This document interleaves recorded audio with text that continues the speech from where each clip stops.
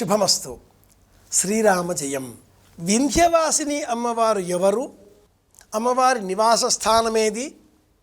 ఎలా అర్చించాలి? వింధ్య పర్వతాలలో అమ్మవారి స్థానం పూర్వం ఉండేది.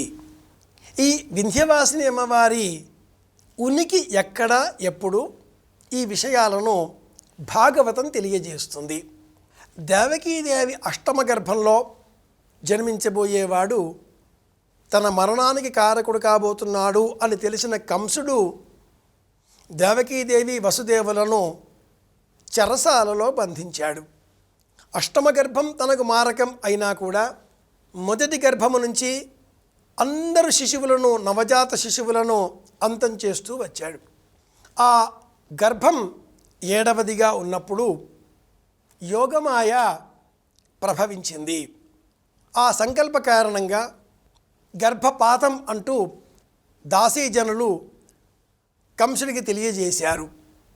అష్టమ గర్భంలో కృష్ణుడు జన్మించిన అనంతరం ఆ శిశువును జన్మించిన తదుపరి కృష్ణుడు, మనం తర్వాత పిలుచుకున్న పేరు, వసుదేవుడు తన స్నేహితుడైన నందుడి ఇంట్లో ఉంచి అక్కడ జన్మించిన ఆ శిశువును తెచ్చి తన కుమార్తెగా, తన జన్మకు సంబంధించిన మేరకు తన గర్భంలో, తన ఇల్లాలి గర్భంలో జన్మించిన శిశువుగా కంసుడికి అందించాడు. ఆ శిశువు 7వ సంతానంగా ఇక్కడ పుట్టి అక్కడ పెరిగినటువంటి ఆ బాలిక యోగమాయ, ఆవిడ వింధ్యవాసిని.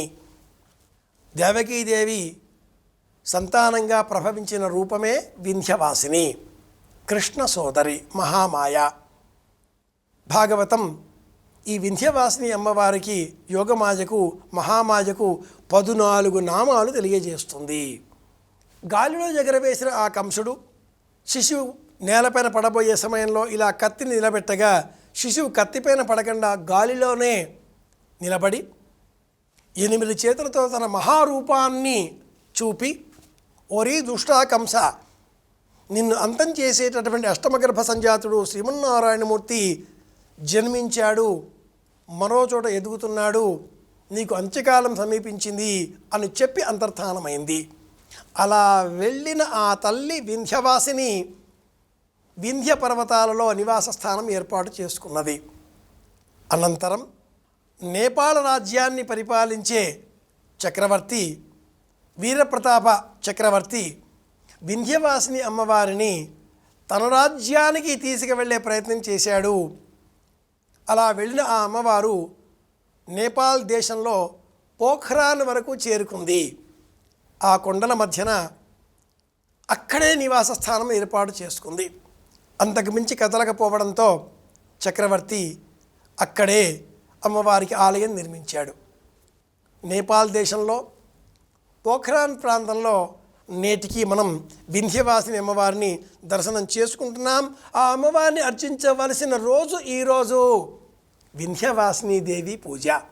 వృత్తాంతం తెలుసుకున్నాం కాబట్టి భాగవత గ్రంథాన్ని స్మరిద్దాం, అమ్మవారిని యోగమాయగా గుర్తిద్దాం, అర్చన చేద్దాం, అందరి క్షేమాన్ని కోరుదాం. మళ్ళీ కలుసుకుందాం. శ్రీరామ జయం. శుభమస్తు.